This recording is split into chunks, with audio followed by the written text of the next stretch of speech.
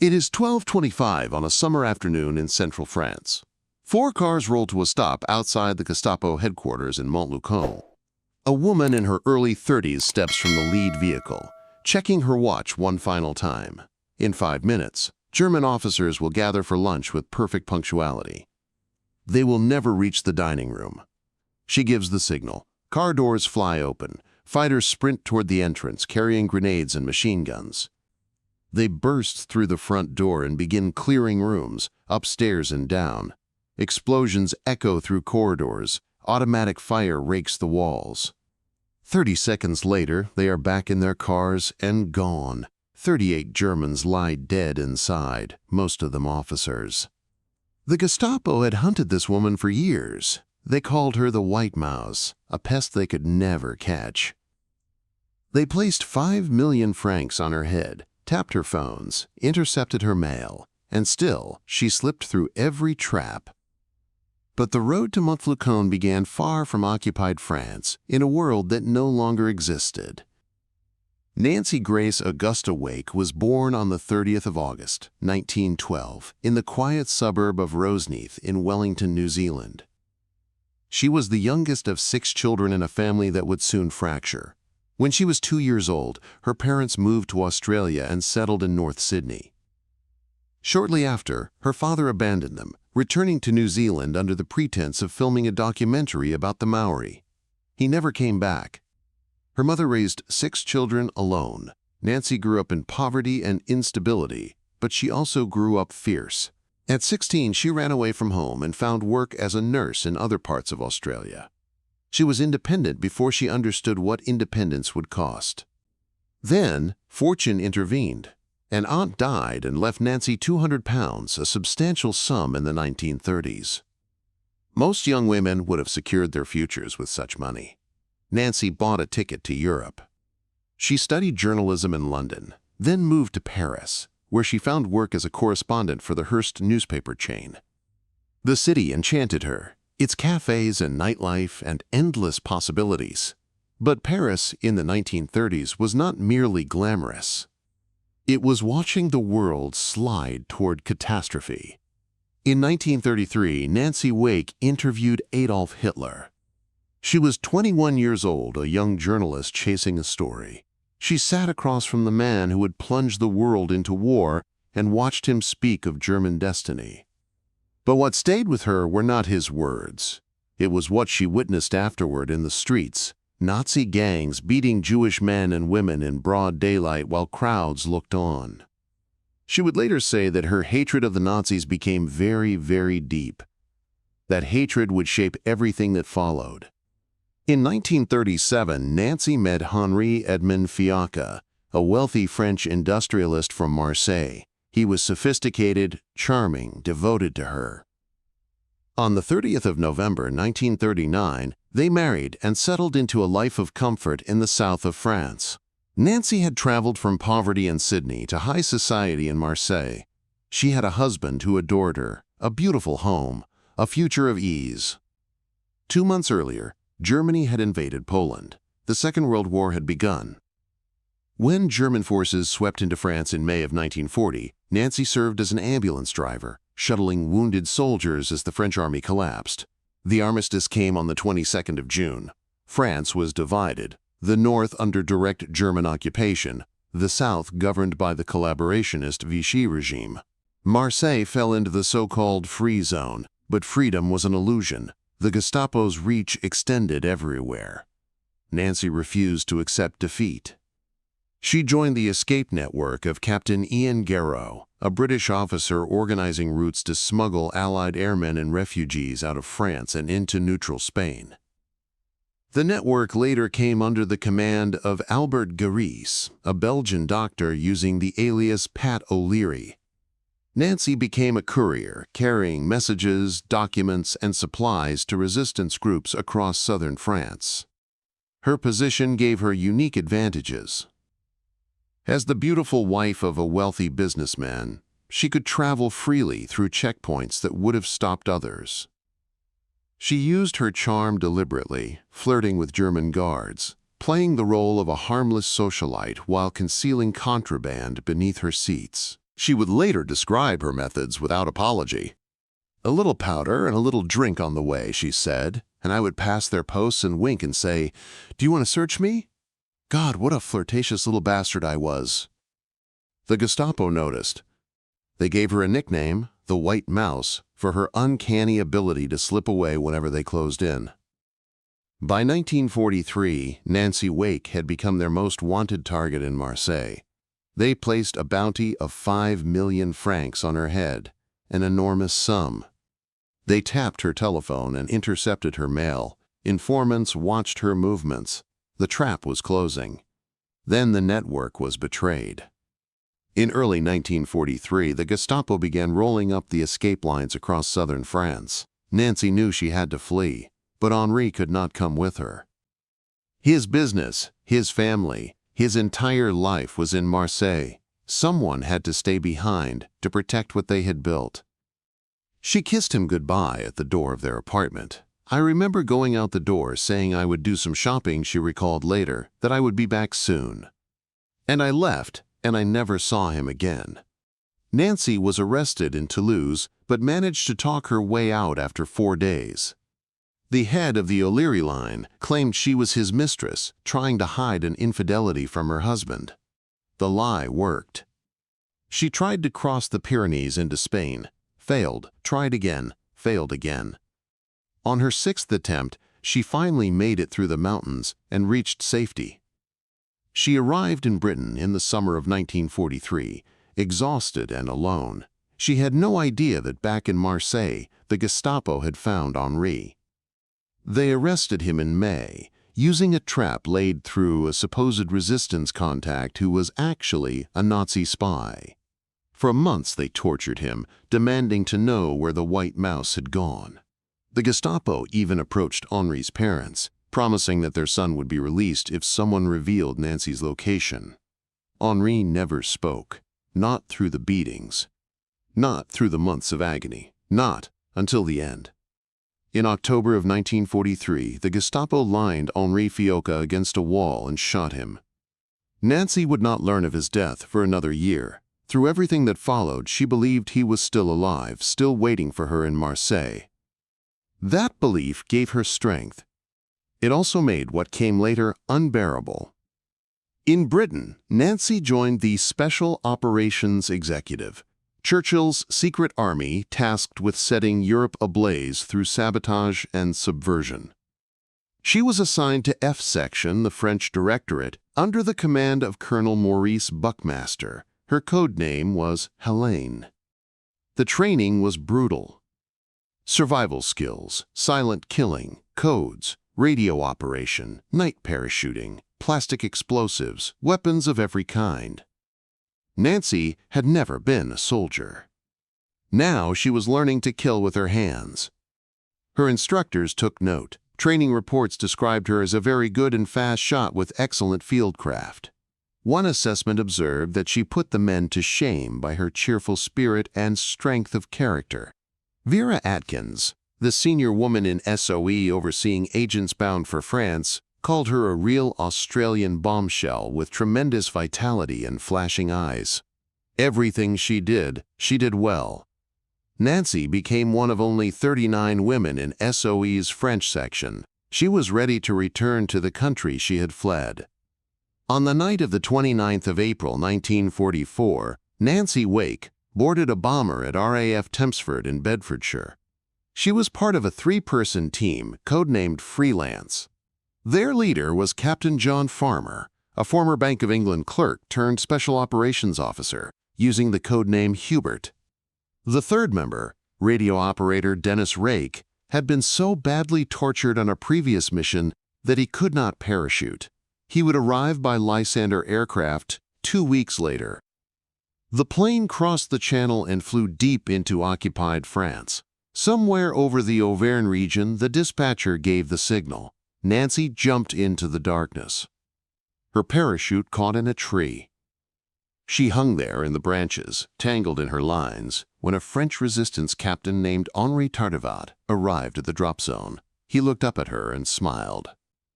"I hope that all the trees in France bear such beautiful fruit this year," he said. Nancy's response established everything the Maquis needed to know about the woman London had sent them. "Do not give me that French shit," she replied. They cut her down from the tree. She had landed near Kosny-Delier in the Allier department. D-Day was 5 weeks away. She had until then to help build an army. The first weeks were a test of patience as much as courage. The French Maquis did not trust this woman from London. They wanted guns and money, not lectures from a foreigner. Colonel Gaspard, whose real name was Émile Couloudon, commanded the Forces Françaises de l'Intérieur across 4 departments of the Auvergne. He was skeptical of the freelance team and made no secret of it. Nancy understood. These men had been fighting and dying while she trained in the safety of Britain. They had watched comrades arrested, tortured, executed. They had earned their suspicion of outsiders. She would have to prove herself.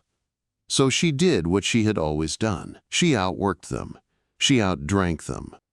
Night after night, she sat with Maquis leaders over bottles of wine and harder spirits, matching them glass for glass until they slid under the table while she remained upright. It was not subtle. It was not ladylike. But it earned their respect in a way that credentials from London never could. Henri Tardivat, the captain who had cut her from the tree, watched her transform the scattered bands of resistors into something resembling a coherent force. He would later offer the assessment that became her epitaph. "She is the most feminine woman I know," he said, "until the fighting starts. Then she is like 5 men." Nancy's official role was chef du parachutage, controller of the supply drops. She pinpointed locations where Allied aircraft could deliver weapons and equipment under cover of darkness. She organized reception committees to collect the containers when they landed. She allocated guns, ammunition, and money among competing Maquis groups, a task requiring diplomacy as much as logistics. Every franc she distributed came with the implicit message that London was watching, that the resistance was part of something larger than local grievances. The drops came almost every other night. Rifles, machine guns, grenades, bazookas, plastic explosives. The Maquis had fought with hunting shotguns and stolen pistols. Now they were becoming an army. By late May, Nancy had helped build a force of more than 7,000 fighters spread across the region. They were still poorly trained by professional military standards, still prone to feuding among themselves. But they were armed, organized, and waiting for the signal that would send them into action. On the 5th of June, 1944, that signal came. A cryptic message crackled through the BBC's evening broadcast, hidden among the stream of coded phrases that listeners across occupied Europe had learned to monitor. "The crocodile is thirsty. I hope to see you again, darling, twice at the Pont d'Avignon. You may now shake the trees and gather the pears." The words meant nothing to German intelligence officers. To the Maquis of the Auvergne, they meant everything. D-Day was imminent. The invasion would come within hours. Every sabotage target on Nancy's list was now active. That night, resistance fighters descended on 1,200 designated targets across central France. They blew railway bridges and cut telephone lines. They demolished factories and blocked roads. They attacked German convoys and ambushed patrols. The objective was simple. When Allied forces landed in Normandy, German reinforcements from the south must not reach the beaches. The Maquis did not know precisely when or where the invasion would come. They knew only that their moment had arrived.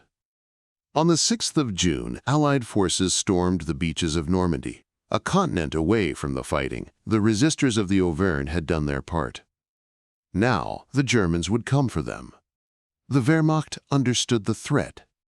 Thousands of armed partisans operating behind their lines could not be tolerated, especially with the invasion underway. Orders went out to crush the Maquis before they could do more damage. Colonel Gaspard had anticipated this. Months earlier, he had identified Montmouchet as the site for a major concentration of resistance forces. The mountain rose nearly 1,500 meters above the Margeride Massif, its summit offering panoramic views across central France. Allied pilots could find it easily for supply drops. The remote terrain favored defenders. At a village called Clavière, Maquisards erected a sign that captured their ambition. "Here begins Free France." By the 2nd of June, 2,700 fighters had assembled on the mountain. They dug defensive positions, stockpiled ammunition, prepared for the German assault they knew was coming. It came on the same day. 800 German troops advanced from the south, probing the Maquis defenses. The Maquisards fought them off with minimal casualties, a small victory that bred dangerous confidence. 4 days later, on the 6th of June, while the world's attention fixed on Normandy, the defenders of Montmouchet waited for the next blow. It fell on the 10th of June. German columns attacked from 3 directions simultaneously, advancing from Brioude, Sauges, and Saint-Flour under the command of General Kurt Jesser. His troops were veterans of the Eastern Front, hardened by years of brutal warfare. They brought artillery, armored vehicles, and air support. The fighting raged throughout the day. Maquis companies held their positions against repeated assaults, but the Germans kept coming. By evening, the attackers withdrew, regrouping for another push. The next morning, they returned with overwhelming force. Junkers bombers and Focke-Wulf fighters swept low over the mountain, strafing defensive positions. Artillery shells crashed into the tree line. In the villages around Montmouchet, German troops enacted savage reprisals, burning houses and executing civilians. 27 men died at Rhine alone. Nancy moved between sectors throughout the battle, delivering ammunition and rallying exhausted fighters. Her SOE file would later record that during one engagement, she led a section of 10 men after their commander lost his nerve. She brought them within sight of the enemy, ordered suppressive fire, and withdrew them in good order under direct German attack. The citation noted her exceptional courage and coolness in face of enemy fire. But courage could not hold the mountain. By nightfall on the 11th of June, ammunition was running low in several companies. Colonel Gaspard faced an impossible choice. His men could fight to the death in a hopeless last stand, or they could withdraw and live to fight another day. At 10 o'clock that night, he gave the order to disengage. The Maquis melted into the darkness, filtering through gaps in the German encirclement. When Jesser's troops finally reached Gaspard's command post at the Maison Forestière on top of the mountain, they found it abandoned. The Free France of Montmouchet had lasted 9 days. Over the next week, German forces hunted the scattered Maquisards across the countryside.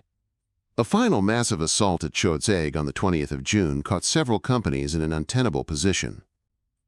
10,000 enemy troops with full armor and air support attacked from dawn until nightfall. The order came to withdraw again. Nancy and the freelance team retreated with a column of fighters, covering 150 kilometers over 3 days to reach the village of Saint-Santin. They had survived. But during the desperate flight, disaster struck. Dennis Rake, the radio operator, had been carrying the team's wireless set and code books. When capture seemed imminent, he destroyed both to keep them from German hands. It was the correct decision by every measure of operational security. It was also catastrophic. Without codes, the freelance team could not communicate with London. Without communication, there would be no supply drops, no orders, no coordination with the larger Allied effort. The nearest SOE radio operator was in Châteauroux, more than 200 kilometers away. The roads between were crawling with German patrols, hunting survivors of Montmouchet. Someone would have to make the journey. Nancy did not hesitate. She borrowed a bicycle from a local farmer and prepared for a 500-kilometer round trip through enemy-held territory. She would travel alone, passing through multiple German checkpoints, with nothing but her wits and her charm to protect her. She dressed carefully despite having lived rough for weeks. She carried cosmetics and a shopping bag on her handlebars, the props of a provincial housewife on an ordinary errand. She could not appear to have cycled far. She could not appear to be anything other than what the Germans expected a woman to be. The mathematics were brutal: 500 kilometers, 72 hours. Whatever her body demanded, she would have to ignore. She pushed off and began to pedal. The road stretched endlessly through the hills of central France. Nancy pedaled through the first day and into the night, stopping only when her body threatened to collapse. She slept in ditches and hedgerows, a few hours at a time, then forced herself back onto the bicycle. German checkpoints appeared at irregular intervals along the route. Each one was a test. She would slow her pace as she approached, arrange her features into the mask of a tired housewife, grip her shopping bag with casual indifference. The soldiers would wave her through or ask cursory questions. "Where are you going, madam?" "To visit my sick aunt."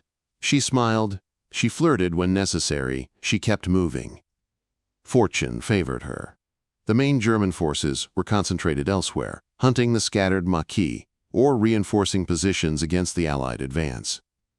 The roads she traveled were lightly patrolled. But she could not know this as she pedaled. Every kilometer might bring a roadblock she could not talk her way past. A suspicious officer who would search her belongings and find nothing incriminating but would detain her anyway. The tension never eased. Her body began to fail on the second day. The muscles in her legs burned with every revolution of the pedals. The saddle had become an instrument of torture. She had not eaten properly in days. Sleep deprivation blurred her vision and clouded her thoughts. But she kept pedaling. Châteauroux lay in the Indre department, northwest of her starting point. She found the SOE contact, transmitted her situation report to London, received the new codes that would restore communication with the freelance circuit. Mission accomplished. Now she had to return. The ride back was worse. Her body had nothing left to give. She wept as she pedaled, tears streaming down her face from exhaustion and pain. The bicycle seemed to grow heavier with every kilometer. She could not stand, could not sit comfortably, could barely keep her balance. But she kept going. 72 hours after she had departed, Nancy Wake arrived back at Saint-Santin. She could not dismount from the bicycle.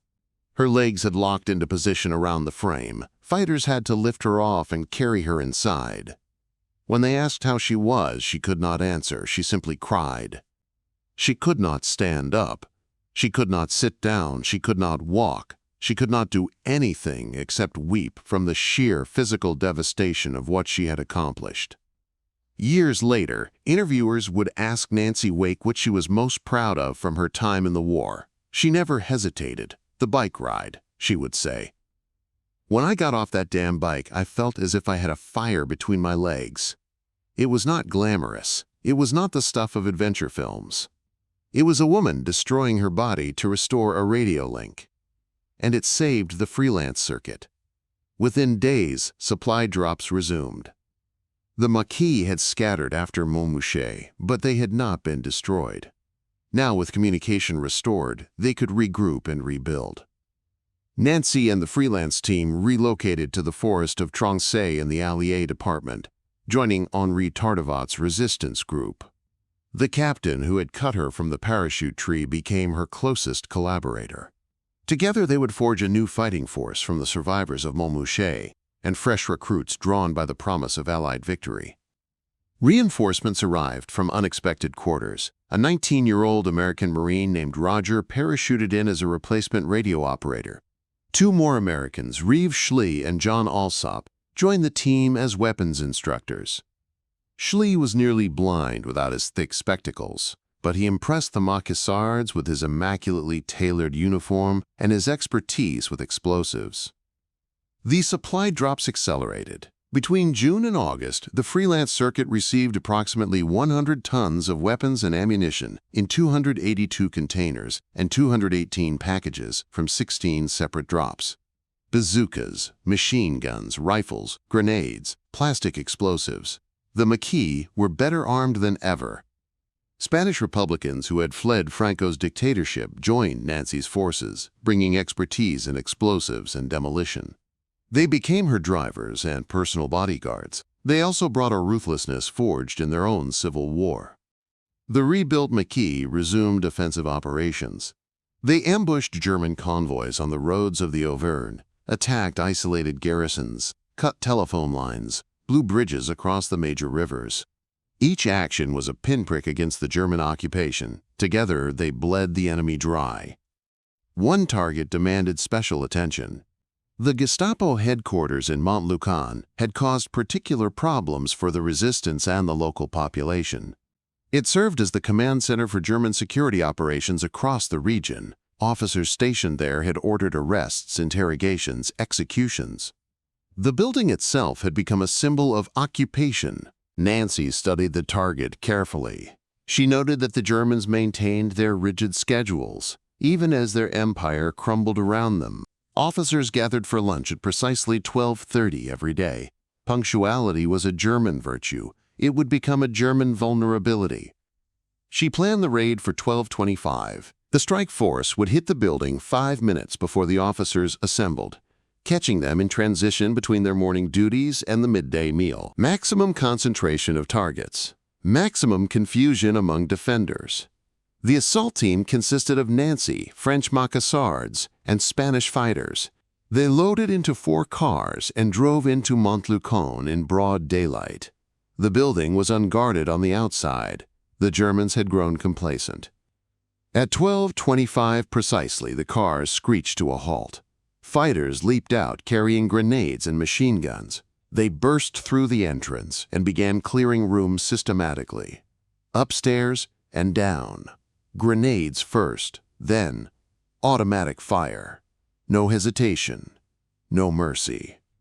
The entire operation lasted approximately 30 seconds. When the last fighter sprinted back to the waiting cars, 38 Germans lay dead inside the building. Most of them were officers. The cars roared away before any response could be organized. The raiders vanished into the countryside, dispersing to safe houses and forest camps. The Gestapo headquarters in Montluçon had been gutted. The raid demonstrated what the Maquis had become under Nancy's coordination. They were no longer scattered bands of amateurs. They were a precision instrument capable of striking at the heart of German power. Other actions followed. During a raid on a German arms factory, Nancy encountered a sentry who spotted her team before they reached their objective. The guard was about to raise the alarm when Nancy closed the distance between them. She had trained in silent killing techniques at SOE schools in Britain, but had never used them in combat. Now, without thinking, she struck the sentry in the throat with the edge of her hand, the judo chop her instructors had drilled into her muscle memory. The blow killed him instantly. She would later recall her own reaction with characteristic bluntness. They had taught this judo chop stuff with the flat of the hand at SOE, and I practiced away at it, but this was the only time I used it. Whack! And it killed him all right. I was really surprised. The war required other difficult decisions. Nancy discovered that some of her men were holding 3 women captive, including one she suspected of being a German spy. She freed 2 of the women immediately. The third she interrogated until the truth emerged. The spy had to die. Nancy's men knew it but could not bring themselves to execute a woman in cold blood. Nancy informed them that if they would not do it, she would. Faced with her determination, they carried out the sentence. She never expressed regret. By August, the tide had turned decisively. Allied forces invaded southern France on the 15th, and German units began retreating across the country. The Maquis shifted from sabotage to pursuit, harrying the withdrawing enemy at every opportunity. The liberation of Montluçon began on the 20th of August. 1,300 resistance fighters converged on the city to drive out the German garrison. 6 days of street fighting followed. 44 Maquisards died in the battle. But on the 26th of August, the last German troops withdrew toward Moulins, and Montluçon was free. Paris had fallen to the Allies the day before. Across France, 4 years of occupation were ending. Nancy Wake had helped liberate the country she loved, but the cruelest revelations still awaited her. By the end of September 1944, the war in the Auvergne was over. The German forces that had terrorized the region for 4 years were dead, captured, or in headlong retreat toward the Rhine. The Maquis that Nancy Wake had helped to build could claim a remarkable record. More than 7,000 fighters had operated under the freelance circuit's coordination, organized into 18 separate groups across 4 departments. They had faced 22,000 German troops and emerged victorious. The enemy had suffered approximately 1,400 casualties. The Maquis had lost roughly 100 of their own. Military historians would later calculate that the Outran resistance accounted for nearly 70% of all Germans killed by French partisan forces during the liberation. No other region came close. The strategic impact extended beyond the casualty figures. 20,000 German soldiers had been pinned down in the Massif Central throughout the crucial summer months, unable to reinforce the Normandy front or contest the Allied advance through southern France. On the 11th of September, these forces surrendered en masse at Decize in the Nièvre department. They had been fought to a standstill by farmers and factory workers, armed with weapons dropped from British aircraft and led by a woman the Gestapo had never managed to catch. Nancy should have felt triumph. Instead, she felt only exhaustion and a growing unease she could not name. Throughout the fighting, she had sustained herself with thoughts of Henri waiting in Marseille. The war was ending. Soon she would return to him. They would rebuild their life together. The victory celebrations moved from town to town as each community marked its liberation. In late August, the festivities reached Vichy, the city that had served as headquarters for the collaborationist government that had shamed France for 4 years. The symbolism was powerful. The resistance had outlasted the regime that had tried to destroy it. Nancy attended the celebrations at a hotel in Vichy. She was a hero now, the most decorated woman of the war, though the full accounting of her medals would not come until later. People wanted to shake her hand, to thank her, to hear her stories. She accepted their gratitude with characteristic bluntness. At some point during the festivities, she encountered a receptionist she had known before the war. The woman asked Nancy about her plans now that the fighting had ended. Nancy replied that she would return to Marseille, to Henri. They had been apart for nearly 2 years. She could hardly wait to see him again. The receptionist's face changed. "Oh no, Nancy," she said. "Do you not know? He is dead." Nancy had no words. The receptionist could provide no details. She knew only that Henri Fiocca was gone. The journey back to Marseille was long and difficult. Roads were cratered by bombs and strewn with the wreckage of German tanks. Bridges had been blown and not yet rebuilt. Nancy made her way south through a landscape of destruction, searching for answers about the man she loved. The story came to her in fragments. After Nancy fled France in early 1943, the Gestapo had intensified their hunt for the White Mouse. They could not find her, but they found Henri. In May of that year, Pat O'Leary had been arrested and imprisoned.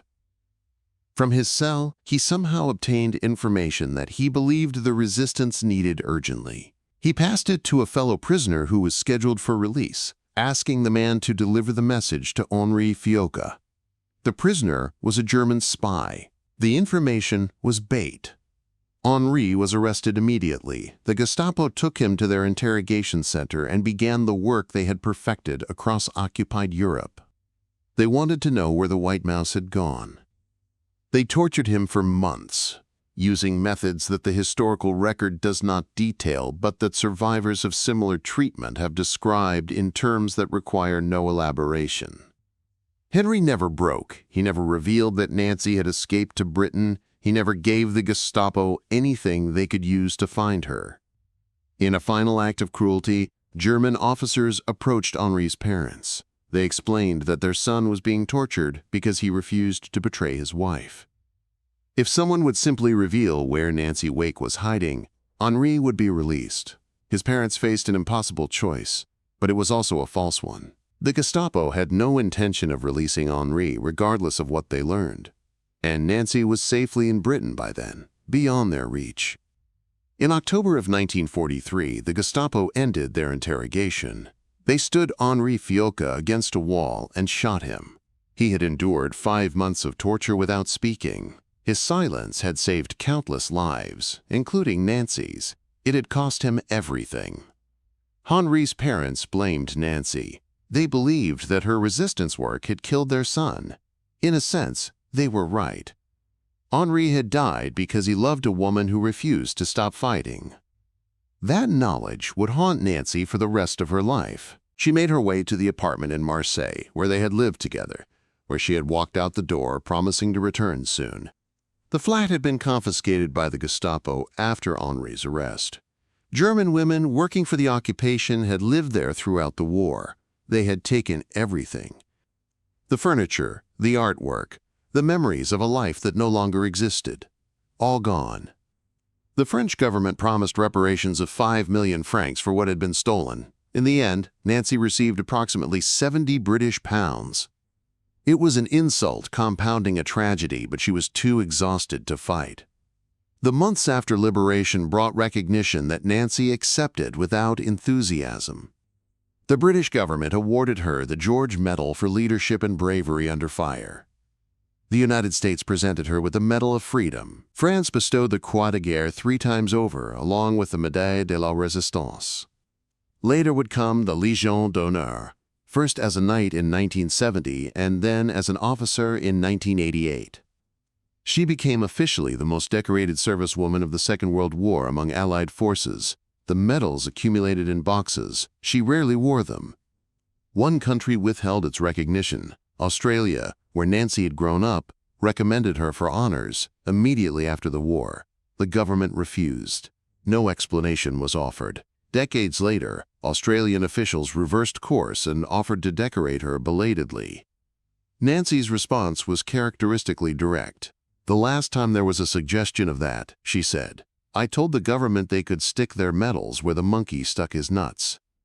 She eventually relented in 2004, accepting appointment as a companion of the Order of Australia, but the bitterness never fully faded. The post-war years brought a second career and a second marriage. Nancy worked for the intelligence department of the British Air Ministry, stationed at embassies in Paris and Prague. She resigned in 1948 and returned to Australia, where she twice ran for Parliament as a Liberal candidate.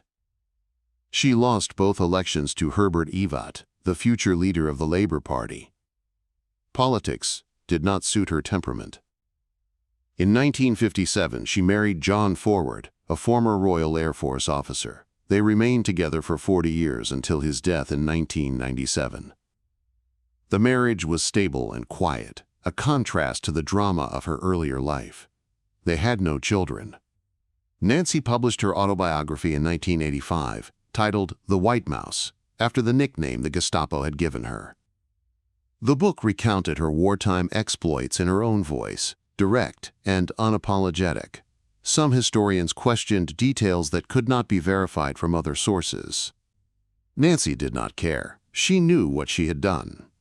As old age settled upon her, she sold her medals to fund her living expenses. "There was no point in keeping them," she explained. "I will probably go to hell and they would melt anyway."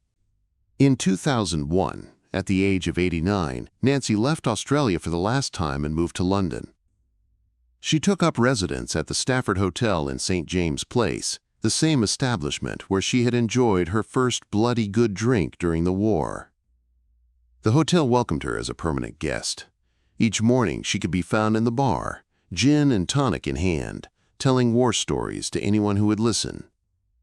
She died on the 7th of August 2011 at Kingston Hospital. She was 98 years old.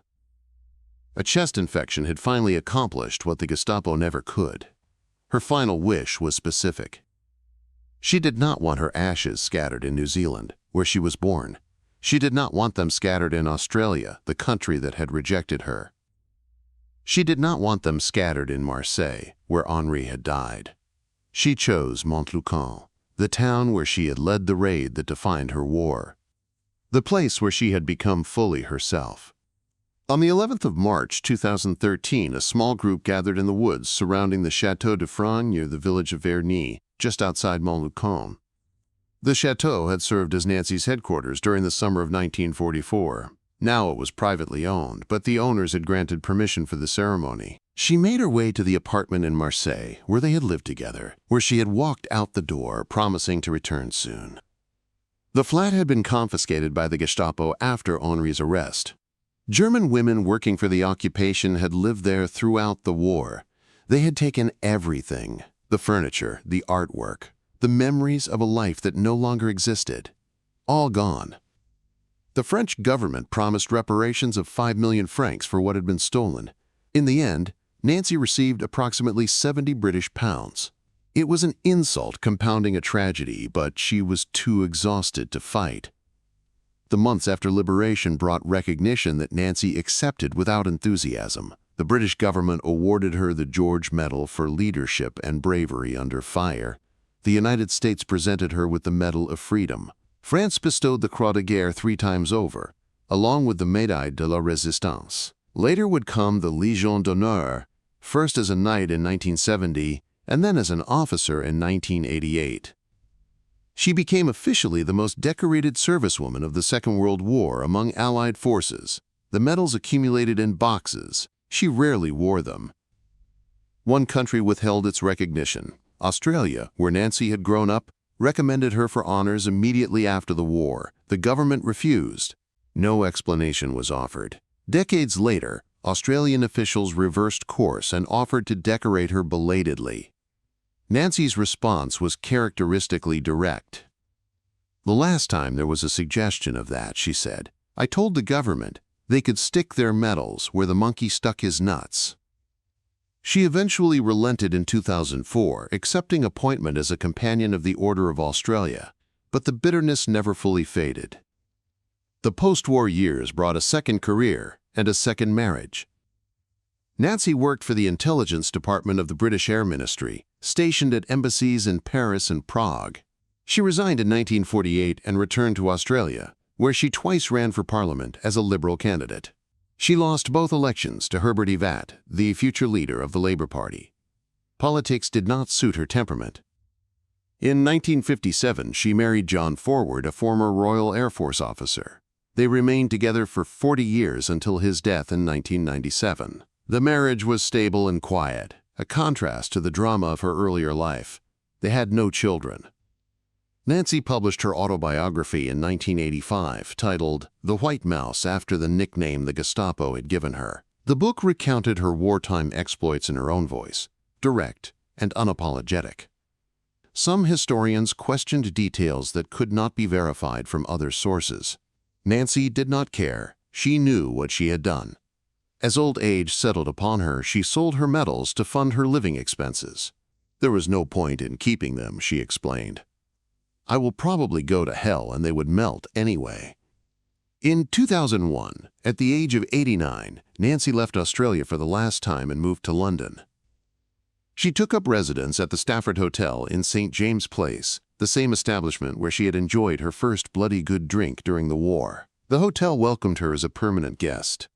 Each morning she could be found in the bar, gin and tonic in hand, telling war stories to anyone who would listen. She died on the 7th of August, 2011, at Kingston Hospital. She was 98 years old. A chest infection had finally accomplished what the Gestapo never could. Her final wish was specific. She did not want her ashes scattered in New Zealand, where she was born. She did not want them scattered in Australia, the country that had rejected her. She did not want them scattered in Marseille, where Henri had died. She chose Montluçon, the town where she had led the raid that defined her war. The place where she had become fully herself. On the 11th of March, 2013, a small group gathered in the woods surrounding the Château de Frêne near the village of Vernay, just outside Montluçon. The chateau had served as Nancy's headquarters during the summer of 1944. Now it was privately owned, but the owners had granted permission for the ceremony. They scattered her ashes among the trees. A wreath was laid, and later moved to the Resistance Memorial in Montluçon, where it could be seen by the public. The mayor announced that a plaque would be installed to honor the local resistance and the woman who had helped lead it. 68 years after the raid on the Gestapo headquarters, the White Mouse had come home. The woods near Montluçon stand quiet now. The same trees that sheltered Maquisards 70 years ago still rise above the forest floor, indifferent to the passage of time. Somewhere in that soil, mingled with fallen leaves and winter rains, lie the ashes of the White Mouse.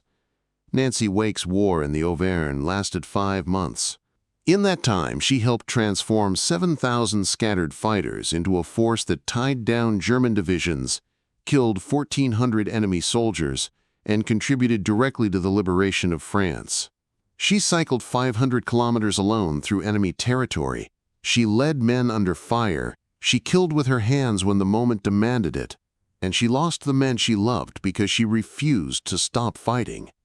"Freedom is the only thing worth living for," she once said.